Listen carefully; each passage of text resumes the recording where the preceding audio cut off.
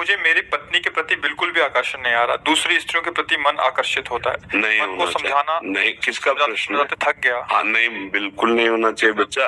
खास बात समझो तुम। देखो अब खास बात ये है कि चमड़ी का खेल है।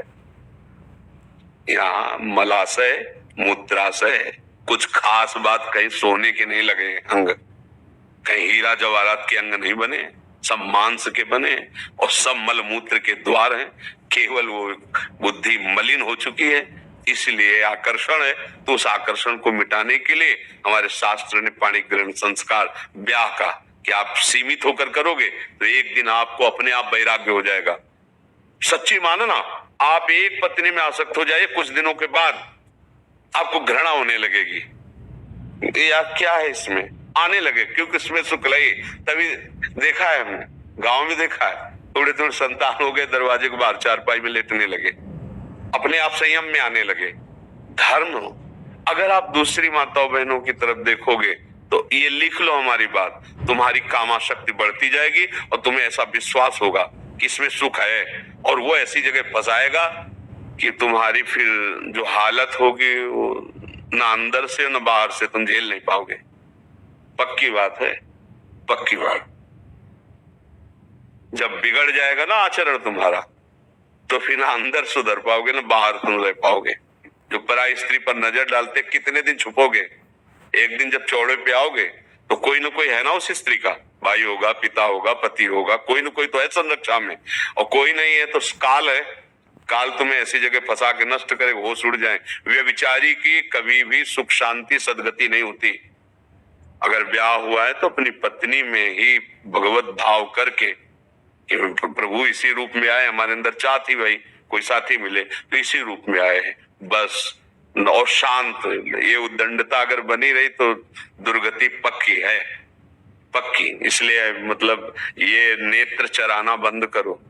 ये नेत्रों को जो चराना होता है ना, हाँ ये दैवी शक्ति है। जितना बुरा देख करके सोचोगे उतने तुम्हारे सुकृत नष्ट हो जाएंगे और आगे तुम्हें दुख मिलेगा पक्का।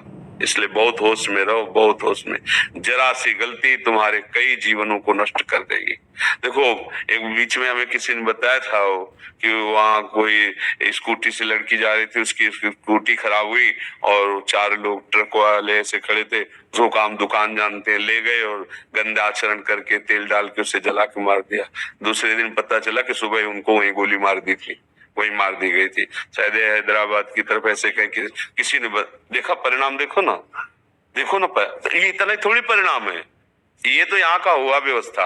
आगे जो व्यवस्था होगी वो इतनी बुरी व्यवस्था है नरक में कि वहां कोई किसी के सुनता नहीं, वहां कोई सिफारिश नहीं, वहां मरना नहीं। वहां अगर कोल्हू में पेरे जा रहे हो तो पूरे चैतन्य, एकदम बेहोश नहीं, बार बार। तो इसलिए जो पराई स्त्री के साथ संभोग की तो वो लोहे का खंभ तपता हुआ आग की ज्वाला की तरह 10-10 हजार वर्ष तक चिपकाया जाता है। जलते रहो, मरना है नहीं। ऐसा अगर स्त्री कोई पराये पुरुष के साथ ऐसा, बहुत होश में, ये मिथ्या नहीं है। जैसे अभी आपको लगता है क्या कानून है यार, जो कर फंस जाओ जरा सा, तुम्हारे ऊपर केवल कानून में जाके रिपोर्ट हो जाए कि आप छेड़ रहे थे, आप ऐसा कर, फिर देखो क्या होता है। अगर आप प्रमाणित पाए गए तो आपको सजा हो सकती है, आजीवन कारावास या जो भी दंड मिल सकता है। तो है ना दंड विधान, तुम्हारी मनमानी से थोड़ी है। ऐसे ही ये भागवतिक दंड विधान जो नरक, अरे कहां नरक स्वर्ग, ऐसा नहीं है। जेल है ना भारत में, दंड विधान है ना। अरे बोले कौन देखता है किसकी, तो जब यहां पकड़ के जाते हैं ना तो पिटाई चौराहे पे नहीं की जाती है। ऐसे नरक एकांत में भला है, वहां जाके सड़ाया जाता है। वहां सीसीटीवी से थोड़ी सबको भेजा जाता है कि देखो ये नरक का दंड मिल रहा है। ये शास्त्रीय विधान है भैया। बहुत सबसे ज्यादा खतरनाक ये अपराध गिरा देता है।